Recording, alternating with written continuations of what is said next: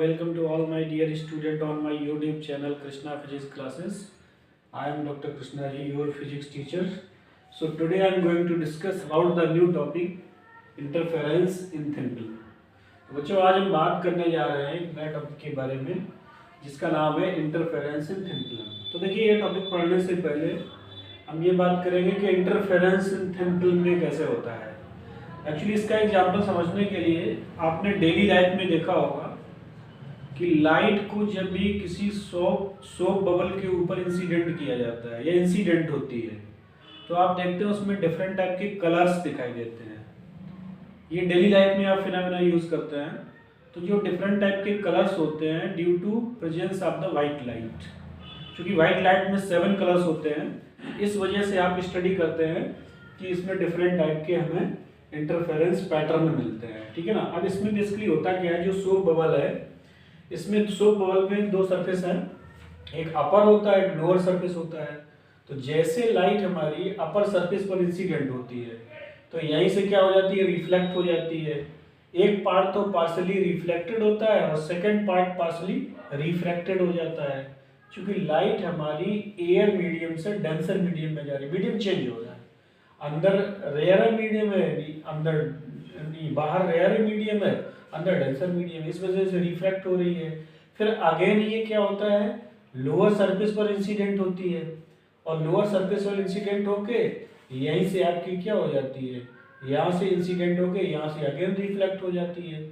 तो इस तरीके से इस सोप बबल में हम इंटरफेरेंस मतलब 2 रेज के बीच का पाथ डिफरेंस फाइंड आउट करते हैं। यहाँ पे 2 रेज हैं R1 R2 इस सोप बबल में, तो दोनों आगे जाके कहीं मिल जाती हैं, इनमें सुपरपोजिशन का प्रिंसिपल होता है और इस तरीके से हम इंटरफेरेंस फ्रिंज ऑब्जर्व करते हैं। तो यही फिनोमेना इसमें इंटरफेरेंस इन थिन फिल्म में लगती है जो सोप बबल का हमने एग्जांपल दिया है।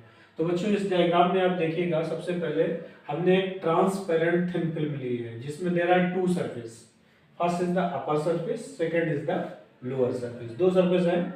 जब लाइट हमारी लाइट ए बी इस थिन फिल्म के अपर सरफेस पर इंसिडेंट होती है, ठीक है ना, तो ये क्या बी पॉइंट पर इंसिडेंट होती है और यहीं से रिफ्लेक्ट हो जाती है। अब रिफ्लेक्ट क्यों हो जाती है, क्योंकि बाहर हमारा एयर मीडियम है, अंदर हमारा डेंसर मीडियम है। तो आपने fundamental reflection of the law पढ़ा है कि लाइट जब रेयर मीडियम में इंसिडेंट होती है तो वहीं से रिफ्लेक्ट हो जाती है और जब रेयर मीडियम से डेंसर मीडियम में जाती है तो रिफ्रैक्ट हो जाती है। तो ये ऑप्टिक्स का फंडामेंटल यहाँ पे लगा हुआ है, रिफ्लेक्शन लॉ का फंडामेंटल लगा हुआ है। तो इस तरीके से जब लाइट हमारी इस थिन फिल्म के अपर सरफेस पर इंसिडेंट होती है पॉइंट बी पर, तो यहीं से इंसिडेंट होती है, यहीं से रिफ्लेक्ट हो जाती है।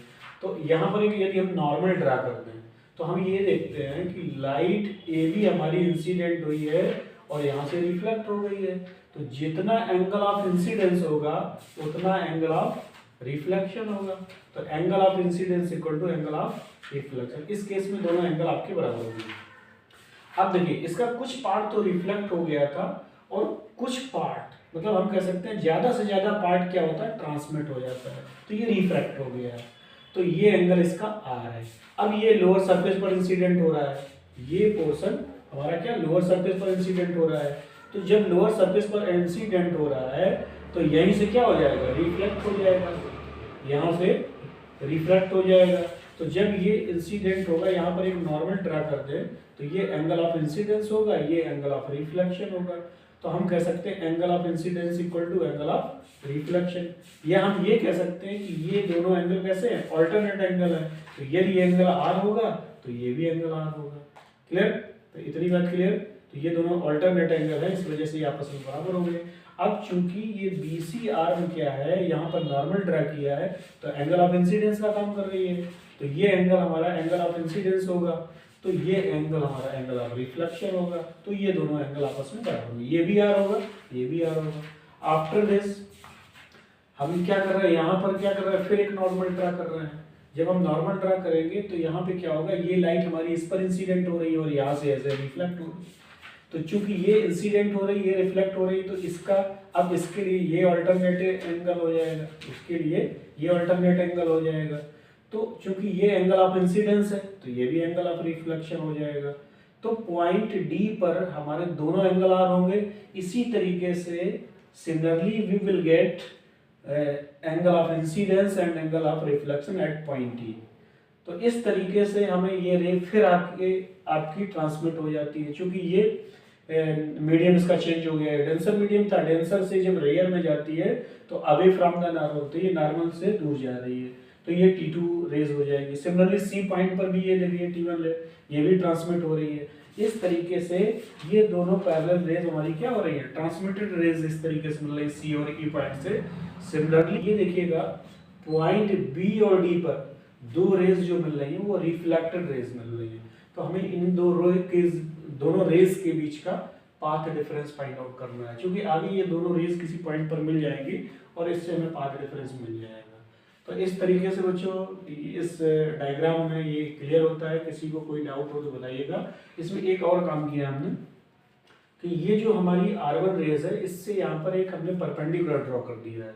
क्योंकि परपेंडिकुलर जब भी ड्रा करते हैं तो ये 90 डिग्री का एंगल होता है, तो ये 90 डिग्री एंगल होगा।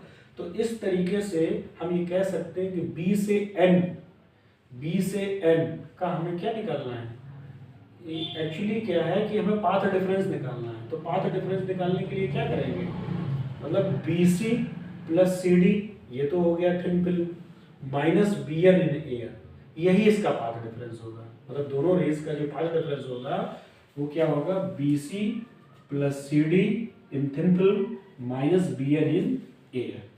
तो इस तरीके से आगे फिर हम इसको सॉल्व करेंगे। तो सभी को क्लियर हो गया बच्चों, किसी को कोई डाउट, एक बार हम फिर से रिपीट कर देते हैं कि लाइट को जब भी हम किसी भी सॉफ्ट बबल पर इंसिडेंट करते हैं तो उसमें दो तरीके से फिनोमेना होती है। एक अपर पोर्शन होता है, उससे लाइट हमारी रिफ्लेक्ट हो जाती है, और जब लाइट उसके अंदर जाती है तो वहाँ पे ट्रांसमिट हो जाती है।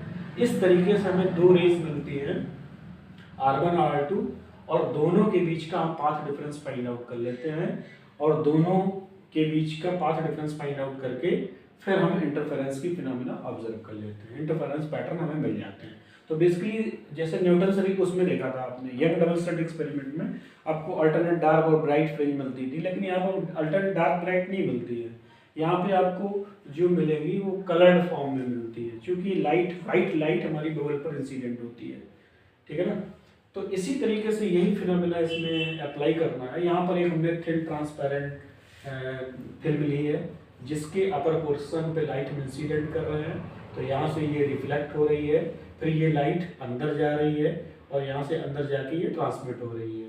तो इस तरीके से angle of incidence equal to angle of reflection, ये दोनों एंगल बराबर है। क्योंकि लाइट हमारी रेयर मीडियम से डेंसर मीडियम में जा रही है, इस वजह से ये रिफ्रैक्ट हो रही है। अब जब ये लाइट हमारी इस फिल्म के लोअर पोर्शन पर इंसिडेंट होती है तो यहीं से क्या हो जाती है, ये तुम्हारी यहीं से रिफ्लेक्ट हो जाती है। तो अब ये BC आर्म के लिए यदि हम इस पे नॉर्मल ड्रा कर दें तो ये एंगल ऑफ क्या हो जाएगा, इंसिडेंस हो जाएगा। तो जितना हमारा ये एंगल बनेगा उतना ये बनेगा। अब देखिए ये दोनों अल्टरनेट एंगल है तो ये आपस में बराबर होंगे, तो एंगल ऑफ इंसिडेंस जो R है वही यहाँ पे बन जाएगा। इसी तरीके से ये अब यहाँ पर D पॉइंट पर मिली है तो यहाँ पर एक नॉर्मल ड्रा कर देते हैं, और नॉर्मल ड्रा करने के बाद जब लाइट हमारी इस पर इंसिडेंट होती है तो यहीं से रिफ्लेक्ट हो जाती है। तो अब इस केस में हम देखते हैं कि ये एंगल इसके लिए ऑल्टरनेट एंगल होगा, ये एंगल इसके लिए ऑल्टरनेट एंगल होगा। तो ये जब ये दोनों ऑल्टरनेट एंगल होंगे तो ये एंगल आपस में बराबर होंगे। अब ये एंगल बराबर होंगे तो हम ये कह सकते हैं एंगल ऑफ इंसिडेंस का काम अब ये CD करेगा, तो angle of R is equal to R, ये भी R हो जाएगा। इसी तरीके से E पॉइंट पर हमें एक नॉर्मल एम्फिल ड्रा करते हैं तो ये आपका एंगल ऑफ इंसिडेंस, फिर ये अल्टरनेटिंग एंगल हो जाएंगे, angle of incidence is equal to angle of reflection हो जाएगा। तो ये पार्ट हमारा क्या हो जाएगा, ये पार्ट हमारा रिफ्लेक्ट हो जाएगा, ये ट्रांसमिट हो जाएगा। इस तरीके से T1 और T2 दो हमें ट्रांसमिट रेज मिलती है लोअर पोर्शन से, और अपर पोर्शन से, अपर पोर्शन जो फिल्म का होता है उससे हमें दो रेज मिलती हैं R1 और R2। इस तरीके से R1 R2 के बीच का पाथ डिफरेंस फाइंड आउट कर लेते हैं, और उसके थ्रू हम कंस्ट्रक्टिव इंटरफेरेंस की फिनोमेना ऑब्जर्व कर लेते हैं, मतलब इंटरफेरेंस पैटर्न मिल जाते हैं। तो इस तरीके से ये बच्चों कंप्लीट होता है। अभी इसमें आगे हम ये ड्राइव करेंगे, इसमें प्रूव करेंगे पाथ डिफरेंस कैसे निकालना है, ठीक है ना। तो डायग्राम क्लियर हो गया। बच्चों इस डायग्राम में देखिएगा, इसमें हमने कंसीडर किया है let a monochromatic light A B incident at an angle I on a parallel side of transparent thin film of thickness T. तो ये थिन फिल्म ली है जिसकी थिकनेस टी है एंड रिफ्रैक्टिव इंडेक्स म्यू लिया गया है, ठीक है ना। तो it is partially reflected along at point B along BR1 and partially reflected along BC। तो बच्चों इस डायग्राम में देखिएगा कि एट पॉइंट बी पर बात कर रहे थे कि it is partially reflected along BR1। तो इस तरीके से ये BR1 रिफ्लेक्ट हो जाती है and partially refracted along BC। तो ये BC रिफ्लेक्ट हो जाती है चूंकि लाइट हमारी एयर मीडियम से डेंसर में आ रही है, एयर मीडियम से डेंसर में आ रही है ना, एट एन एंगल R, जिसका एंगल हमारा क्या है R है। At point C it is again partially reflected along CD। अब ये अगेन पार्शली रिफ्लेक्ट हो रही है along CD and partially refracted along CT1 और अगेन ये रिफ्रैक्ट हो रही है। अब इसके बाद आगे बच्चों, अब इसके आगे देखिएगा, यहाँ पे similar reflections and refractions occur at point D and D। अब देखिए हमारा पॉइंट D है, जैसे C पे हमें रिफ्लेक्शंस और रिफ्रैक्शंस मिले थे, मतलब दोनों एंगल R मिले थे, उसी तरीके से D पॉइंट पर भी हमें एंगल दोनों R मिलेंगे। यही इसी तरीके से पॉइंट E पर हमें दोनों इंसिडेंस और एंगल ऑफ रिफ्लेक्शन मिलेंगे, ठीक है ना। तो in this way we get number of the parallel reflected and transmitted rays. इस तरीके से हमें number of the parallel reflected, ये दोनों रिफ्लेक्टेड रेज R1 R2 मिलेंगी और ट्रांसमिटेड रेज T1 T2 मिलेंगे। तो बच्चों आगे इस डायग्राम में बात करने जा रहे हैं path difference between two rays. दो रेज के बीच का हमें पाथ डिफरेंस निकालना है, मतलब R1 और R2 के बीच का। तो पाथ डिफरेंस निकालने के लिए क्या, B, C और D, ये जो थिन फिल्म का अंदर का पार्ट है ये क्या होगा, मतलब BC प्लस CD और माइनस जो ये परपेंडिकुलर ड्रा किया था BN। तो BC plus CD in thin film minus BN in air. देखिए BC plus CD thin film का रिफ्रैक्टिव इंडेक्स म्यू है, यदि इसमें म्यू का मल्टीप्लाई कर देंगे तो इसका रिफ्रैक्टिव इंडेक्स एयर का बन जाएगा। तो इसी तरीके से यहाँ पर देखिए एयर का रिफ्रैक्टिव इंडेक्स 1 होता है, तो we can write BC plus CD mu minus BN।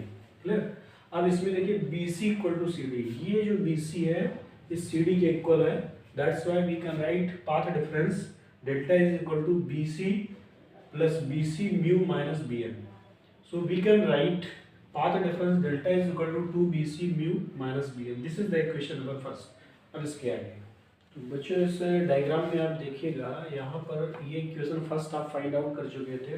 Path difference delta is equal to 2BC mu minus BN। अब इन ट्रायंगल BCM में आप देखिए, ये ट्रायंगल BCM, इसमें देखिए ये एंगल आपका 90 डिग्री का है।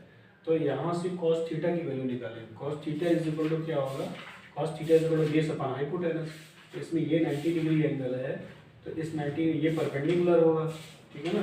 तो ये आपका बेस हो जाएगा, ये हाइपोटेनस हो जाएगा। तो इस तरीके से cos theta is equal to base upon hypotenuse. तो बेस कितना हो गया, MC हो गया, अपॉन हाइपोटेनस कितना हो जाएगा, BC हो जाएगा। तो we can write T upon BC। अब चूंकि MC की वैल्यू T है तो T upon BC। So we will get BC is equal to T upon cos R आ जाएगा यहाँ से। अब देखिए हम ट्रायंगल BND लेने जा रहे हैं, BND ये ट्रायंगल लेने जा रहे हैं। इसमें आप देखिए साइन आई का फार्मूला लगा रहे हैं, साइन थीटा का। Sine theta is equal to perpendicular upon hypotenuse. तो परपेंडिकुलर कितना है इसमें, BN परपेंडिकुलर है और हाइपोटेनस कितना है, हाइपोटेनस आपका BD है, ठीक है ना, चूंकि ये एंगल 90 डिग्री है। तो इस तरीके से BN अपॉन BD मिल जाएगा। तो इससे BN की वैल्यू फाइंड आउट करेंगे, तो BN equal to BD sine I. This is the equation number 3। अब आगे बात करते हैं। अब बच्चों आते हैं, देखिए इसमें आप लोग फाइंड आउट कर चुके थे BN equal to BD sine I. अब देखिए BD जो है, ये जो BD लिखा हुआ है ये किसके इक्विवेलेंट है, BM प्लस MD के बराबर है। अब देखिए ये जो BM है, ये BM is equal to MD है। तो इस केस में क्या होगा, BD is equal to BM plus BM। So BD is equal to 2BM मिल जाएगा। अब putting the value of BD in equation number 3, इसमें पुट कर देंगे BD की वैल्यू।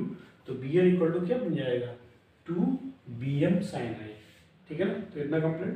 अब इन ट्रायंगल BCM की बात करेंगे। BCM इस ट्रायंगल में बात करेंगे, इसमें हम tan थीटा लगाएंगे, tan R।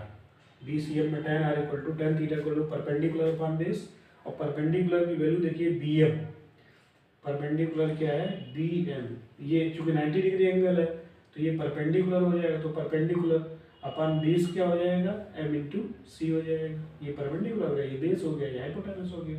तो इस तरीके से tan theta equal to tan r equal to perpendicular upon base, तो BM अपॉन MC, और BM अपॉन MC की वैल्यू कितनी है, MC की वैल्यू यहाँ पर है t स्मॉल t थिकनेस है उसकी फिल्म की, so we can write BM equal to t tan r। This is the equation number 4। अब इसकी आगे बात करते हैं बच्चों, देखिएगा इसमें यूजिंग स्नेल्स लॉ का यूज कर देंगे, mu is equal to sin i upon sin r। In this case, we will get the value of the sin i. Sin i is equal to mu sin r. This is the equation number 5th. अब देखिए equation 4 5th की value हम किस में put करने जा रहे हैं, इक्वेशन नंबर 3 में। तो putting the value of 4 and 5th in equation number 3rd, then we will get, तो bn is equal to क्या मिल जाएगा 2bm sin i है, ठीक है ना। तो bm की वैल्यू क्या है, t tan r है, तो t tan r हमने लिख दिया, sin i जो कि sin i की वैल्यू ऑलरेडी यहाँ से निकाल चुके हैं इक्वेशन नंबर 5 से, mu sin r, so we can put mu sin r। इसके आगे देखिएगा यहाँ से हम क्या करेंगे, putting the value of bn and bc in equation number 1st। तो bn की भी वैल्यू मालूम है और bc की भी वैल्यू मालूम है, इस ये इक्वेशन नंबर 1st है आपकी, इसमें पुट कर देंगे, यही फर्स्ट इक्वेशन है। तो जब पुट कर देंगे तो equation becomes delta is equal to अब देखिए mu t upon cos r, ठीक है ना, 2 mu t upon cos r minus 2 t tan r mu sin r, ये भी एक वैल्यू हो जाएगी जब पुट करेंगे। तो इसके बाद देखिए delta is equal to 2 mu t cos r minus 2 t tan r को चेंज कर देंगे sin r upon cos r into mu sin r। तो path difference delta is equal to 2 mu t upon cos r is the common, then we will get 1 minus sin square r, और 1 minus sin square theta is equal to cos square theta, so we can write 2 mu t cos r into cos square r, cos r cancel हो जाएगा, so we will get path difference delta is equal to 2 mu t cos r। अब चूंकि इसमें Stokes law लगाते हैं, Stokes law में क्या होता है, पाथ डिफरेंस या तो प्लस लैम्डा बाई 2 ले सकते हैं या माइनस लैम्डा बाई 2 ले सकते हैं। तो इस तरीके से पाथ डिफरेंस का फार्मूला जो होगा टू रेस के बीच का, वो 2 mu t cos r minus lambda by 2। अब इसके आगे देखो बच्चों, इसमें देखिएगा कि आप यहाँ तक प्रूव कर सकते हैं 2 mu t cos r minus lambda by 2 prove कर लिया था path difference between two rays का। अब इसमें फिनोमेना लगानी, कंस्ट्रक्टिव इंटरफेरेंस के लिए बात करनी है हमें।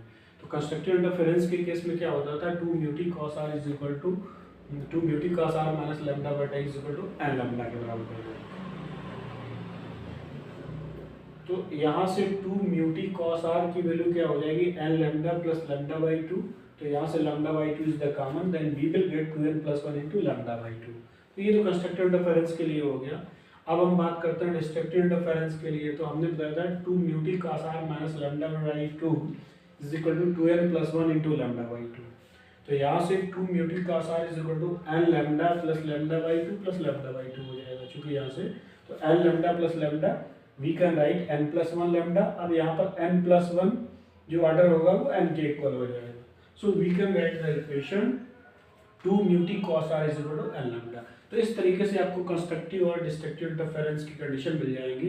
अब ट्रांसमिटेड जो रेज थी हमारी, दो ट्रांसमिटर रेज थी, उनके बीच का पाथ डिफरेंस फाइंड आउट करना है। तो पाथ डिफरेंस जैसे आपने रिफ्लेक्टर रेज में पाथ डिफरेंस फाइंड आउट किया था, सिमिलरली यहाँ पे ट्रांसमिटर रेज में फाइंड आउट करेंगे।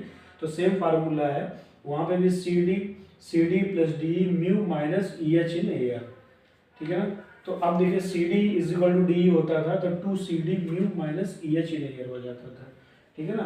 अब इसमें हम क्या करेंगे, सी डी और ई एच की वैल्यू फाइंड आउट कर लेंगे, और करने के बाद इस इक्वेशन में पुट कर देंगे, और पुट करने के बाद पाथ डिफरेंस का जो फार्मूला होगा वो delta is equal to 2 mu T cos R मिल जाएगा। तो इस तरीके से रिफ्लेक्टेड रेज और ट्रांसमिटेड रेज के लिए कंप्लीट डेरिवेशन आपका हो जाता है। Okay, thank you to all.